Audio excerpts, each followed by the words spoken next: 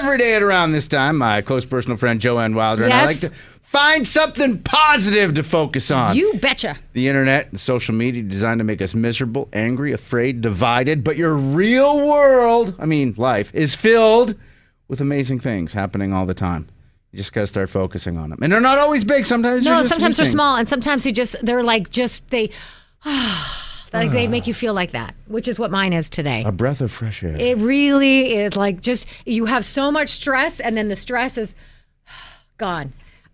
Anybody who has ever sold their house, bought and sold a house, knows exactly what I am talking about. If you have your house for sale, it's the worst. First of all, you have to have it immaculately clean all the time. Yeah. And when you have two kids at home, even if they're in their 20s, to try and stay on top of things to make it immaculate all the time. And then people coming in through your house and criticizing your house. Like, you get the feedback and they're like, yeah, it needs a lot of work. Or, oh, this is really outdated. Like, it's awful. It's an awful process. It is fun, though, when you're looking at a house and you get to just judge strangers' lives. Absolutely. But on the other side of it, it's terrible. It's not fun when they do it to me. Yeah.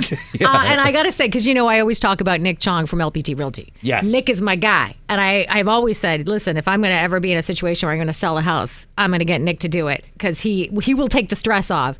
So we have been selling our house, and it finally closed on Saturday. And so my daughter comes home and she's like, is there any showings today? Because you could just see the strain in her face. Like, she just wants to. She's been working an early morning shift. She just wants to go to bed, but she can't because people are constantly coming through. Yeah. I said, don't worry, it's sold. And she was like, oh my God. I said, yes, I feel that same. Just that part is done.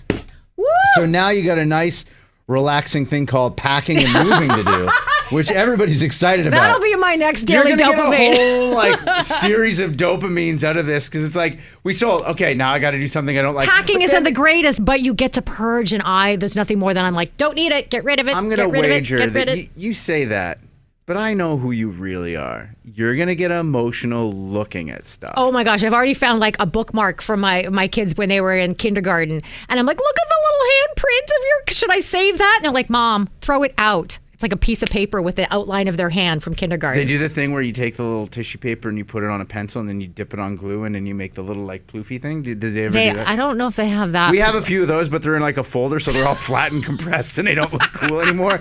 But we kept them until we sell and we move it and it's out the door.